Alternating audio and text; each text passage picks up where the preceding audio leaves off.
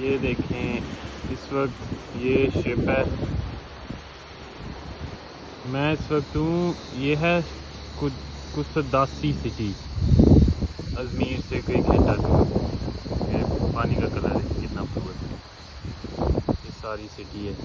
हम थोड़े दूर हैं अभी, लेकिन ये सारी सिटी है। ऐसे बोट है, शिप्स हैं, ये देखिए, ये लाइट कलर की बिल्डिंग्स हैं सारी, वाइट और पिंक।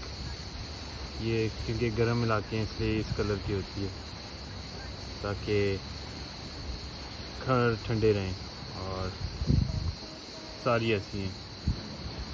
ये सारा यहाँ से ये सुई शुरू हो जाता है। यहाँ से आगे जाते जाएं तो ग्रीस आ जाता है थोड़ा सा ना। तो ये देखिए,